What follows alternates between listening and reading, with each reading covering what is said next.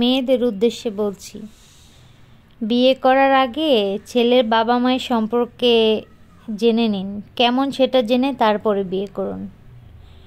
Toxic ফ্যামিলিতে বড় হওয়া ছেলে কোনোদিনই আপনাকে একটা সুস্থ সম্পর্ক দিতে পারবে না, হাজার চেষ্টা করলেও পারবে না।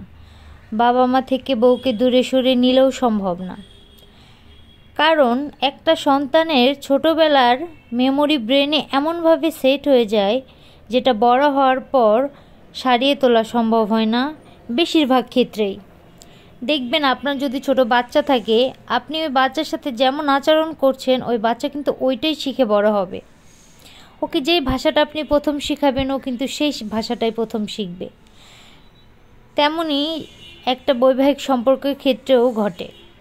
যে ছেলে আজীবন দেখে এসেছে তার বাবা মা একে অপরকে সম্মান করে না, একে অপরের ভুল ধরে, মানে এই টাইপের ছেলেরা কখনোই নিজের বউকে সম্মান করতে পারে না, সন্তানের সামনে একে অপরকে হেনস্থা করতে দ্বিধাবোধ করে না, সেই বাড়ির সন্তান আর যাই হোক কোনোদিনও ভালো পার্টনার হতে পারে না। কারণ ছেলেবেলা থেকে সে হাজব্যান্ড ওয়াইফের সম্পর্কের মাঝে এই ব্যাপারগুলো নর্মাল হিসেবে কাউন্ট করে। তার ব্রেন তাকে এই সিগন্যালটাই দেয় ক্রমাগত যে আমার বাবা মা তো এটাই করেছে, তো আমি এটা করলে সমস্যা কী, আমি তো তাদেরই সন্তান।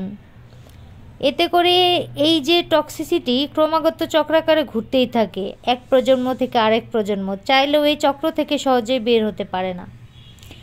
আমাদের এই সমাজে মেয়েদের বিয়ের সময় ছেলে কি করে, ছেলের বেতন কত, ছেলের প্রপার্টি খোঁজ, ছেলে 5 ওয়াক্ত নামাজ পড়ে কিনা, এই বিষয়গুলোতে যেভাবে জোর দেওয়া হয় ঠিক একইভাবে ফ্যামিলি ব্যাকগ্রাউন্ড তথা ফ্যামিলি মেম্বার কার সাথে কার কী সম্পর্ক কেমন, এই ক্ষেত্রেও যদি একইভাবে যাচাই বাছাই করে মেয়ে দিত তাহলে কিন্তু ডিভোর্সের সংখ্যাটা এত বাড়তো না। একটা সংসার একটা ঘরের মতো কয়েকটা স্তম্ভের উপর দাঁড়িয়ে থাকে। ঘরের একটা স্তম্ভ নড়ে গেলে ঘরটি যেমন এক দিক দিয়ে হেলে পড়ে, তেমনি একটা সংসার জীবনে হাজব্যান্ড ওয়াইফের সম্পর্কেও কোনো একটা দিক নড়বড় হলে সম্পর্ক এক দিকে হেলে পড়ে। তাই বিয়ের সময় কোনো একটা বিষয়ে ছোট সমস্যা বলে এড়িয়ে যাবেন না। কে জানে সেই ছোট সমস্যাটা একদিন বড় আকারে ধারণ করতে পারে। তাই আমি আপুদেরকে বলি, এই আজ ভালো আছেন না, আজ যতটা সুখে আছেন, জীবন যতটা সহজ কাটছে কাল এতটা সহজভাবে নাও কাটতে পারে, কারণ জীবন পরিবর্তনশীল। তাই ভবিষ্যতের কথা ভেবে সময়ের সাথে সাথে নিজেকে তৈরি করুন। জানেন তো মেয়ে মানুষের নিজের পায়ে দাঁড়ানোটা খুব জরুরি, কেননা অন্যের উপর নির্ভরশীল হয়ে থাকলে আপনাকে একদিন না একদিন খোটার ভাগিদার হতেই হবে। আর পৃথিবীতে সকল মানুষই ধোঁকা দিলেও কিন্তু আপনার পরিশ্রম, আপনার চেষ্টা, আপনার সাফল্য কখনোই আপনাকে ধোঁকা দিবে না ইনশাল্লাহ। তাই কাউকে উঠতে দেখলে তার ডানা কাটার চিন্তা না করে নিজে উঠতে চেষ্টা করুন, দেখবেন জীবন সুন্দর। কষ্ট তো জীবনে থাকবেই, আর কষ্ট না পেলে কি কখনো সুখের সন্ধান পাওয়া যায়? কিভাবে চিন্তা করেন যে আপনি কষ্ট পাবেন না? যেখানে কষ্ট মানে আপনার পিছুই ছাড়বে না সেখানে আপনি সফলতা কখনোই অর্জন করতে পারবেন না। জীবন শুরুর আগ থেকেই আমরা কষ্টের মাধ্যমে দুনিয়ায় প্রবেশ করি। যেখানে আমরা নিজের মাকে কষ্ট দিয়ে দুনিয়ায় প্রবেশ করি সেখানে আমরা কিভাবে চিন্তা করি যে কষ্ট আমাদের জীবন থেকে বেরোবে, কষ্ট আমাদের তাড়া করবে না। আমাদের কাছে কষ্ট মানেই হচ্ছে দোষ দিয়া, আমরা নিজের ভাগ্যকে দোষ দেই, নিজের ফ্যামিলিকে দোষ দেই, নিজের বাবা মাকে দোষ দেই। আমাদের কাছে কষ্ট মানে একটা দোষারোপের জায়গা হয়ে গেছে। এই জন্য এই কষ্ট পেলাম, ওর জন্য এই কষ্ট পেলাম, এগুলো চিন্তা না করে আসলে কষ্টটা পেলে আপনার নিজেই বুঝতে পারবেন সুখটা কি। আমাদের উচিত সুখের মতো কষ্টকে উপভোগ করা।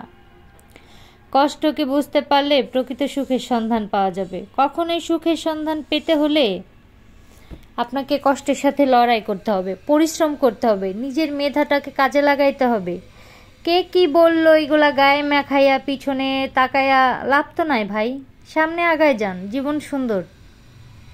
এখন ভালো আছেন, একটু পরে ভালো নাও থাকতে পারেন। এখন আপনাকে যে এত ভালোবাসে অত ভালোবাসে, একটু পরে তার চেহারা চেঞ্জ হইতে টাইম লাগবে না, তার মন চেঞ্জ হইতে টাইম লাগবে না, তার মাইন্ড চেঞ্জ হইতে টাইম লাগবে না। তো আপনি তো আর তাকে আটকাইতে পারবেন না এগুলা থেকে। তো নিজের জায়গা, নিজের মাটিকে শক্ত করুন। লাইফে আসলে বাঁচতে হলে অনেকে বলে না যে বেশি কিছুর প্রয়োজন হয় না, আসলেই কিন্তু বেশি কিছুর প্রয়োজন হয় না। যেটা প্রয়োজন হয় সেটা হচ্ছে একটা বিশ্বস্ত হাত, বিশ্বস্ত একটা লাইফ পার্টনার, যেটা কেউ পায়, যেটা কেউ পায় না। তো যারা সুখে আছেন তারা আলহামদুলিল্লাহ বলেন, যারা ভালো নেই তারাও আলহামদুলিল্লাহ বলেন, কারণ আল্লাহ পাকের ফয়সালায় খুশি থাকেন। আল্লাহ পাক যখন যাকে যেই হালাতে রাখে সেই হালাতে ভালো থাকার চেষ্টা করেন। আমার কথাগুলো ভালো লাগলে লাইক, কমেন্ট, শেয়ার দিয়ে দিবেন।